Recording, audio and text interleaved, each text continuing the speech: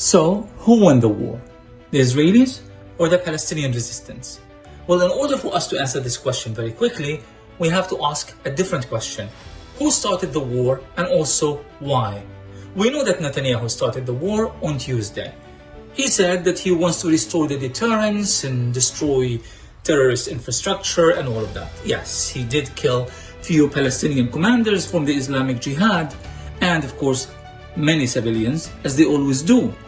But did he actually manage to restore the deterrence? To the contrary, Israel and the Islamic Jihad finally signed a ceasefire agreement 5 days into the fighting. But remember, this is the Islamic Jihad alone. One single Palestinian group managed to push Israel to a stalemate. Palestinians are celebrating in the streets and they have every right to celebrate, because we're not talking about all the Palestinian resistance participating in this, and the fact that the Israelis have been terrified of the prospect of Hamas and others entering the war, pushed Netanyahu to finish this war rather quickly. But again, the Islamic Jihad alone managed to push back Israel and managed to prove a point to the Palestinians and to the Israelis that the resistance is real and the resistance is much stronger than ever before. Now the actual political battle is going to start in Israel, because the right wing, the likes of Itamar Ben-Gvir and Smotrich and others are going to say to Netanyahu, "You coward, you have failed, you should have finished the job, you should have invaded Gaza," as if that's an actual possibility.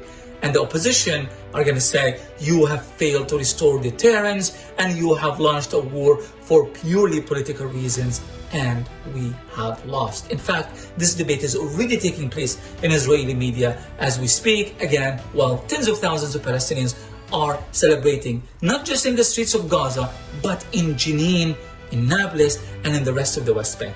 Palestinians are more unified than ever, and this answers a very, very important question. When will the Palestinians be united? Well, we have mistaken that question for something else.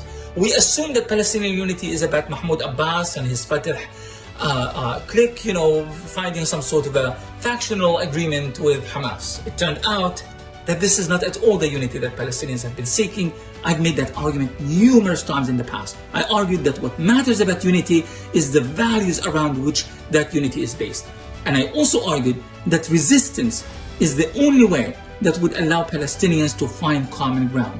That resistance now exists, and that unity now exists not only between the various groups in the Gaza Strip, but also between the West Bank and Gaza. A fundamental and critical shift in the relationship between all Palestinian political groups and also in this ongoing war between Palestinian resistance and the Israeli occupation army. Thank you.